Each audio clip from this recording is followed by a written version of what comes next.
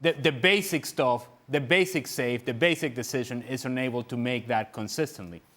And so I would say, from the perspective of a striker, whatever you may think of me as a striker, for him it's going to be far more important, I think, over the course of his career, that he's able to put these chances away instead of the spectacular ones.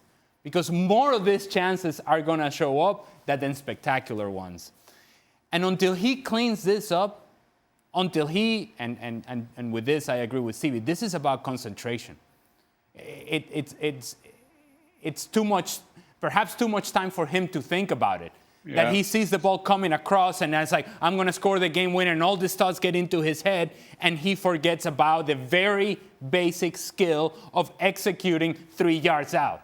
He's taken it for granted. And when there is a thought process for a guy that has a history of missing easy chances, now that gets in your head. And that starts playing games with you to the point to where you get in positions where like, my goodness, I hope they don't find me with the ball here.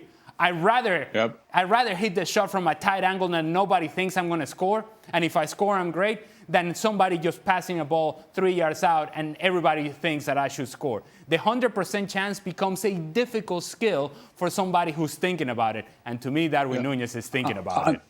And that, if I may just say shortly, I think that is quite interesting what was Alex saying, because when you are in that position, you got a lot of you have so much time to think.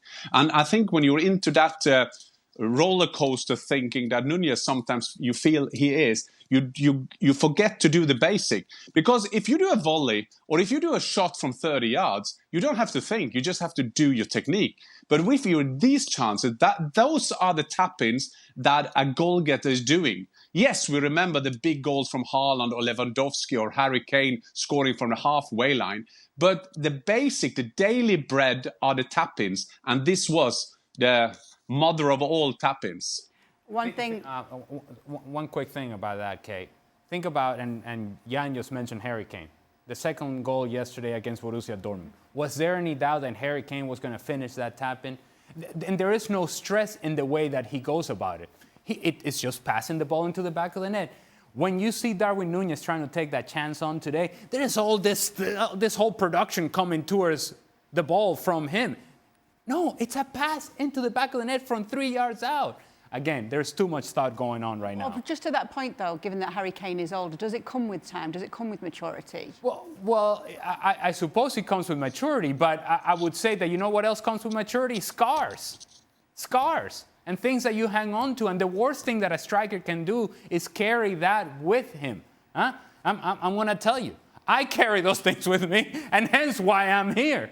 So you can't think about this stuff that way. You got to be thinking about, find me here because I can score from this sort of range. This is where I make my living. As of right now, to me, it looks like Darwin Núñez is afraid of that kind of range. He's more comfortable with the unlikely goal-scoring opportunities than he is close in.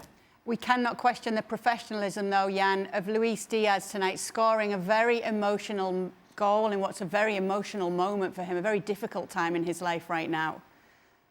Sometimes sport is like this. You just feel that will going to happen. I was tweeting after the game. I said the football gods had a difficult situation. Should we go with Luton, where everybody wanted to win a home game against mighty Liverpool, or for Diaz coming on? And they chose Diaz. I mean, what a story. He had his T-shirt prepared.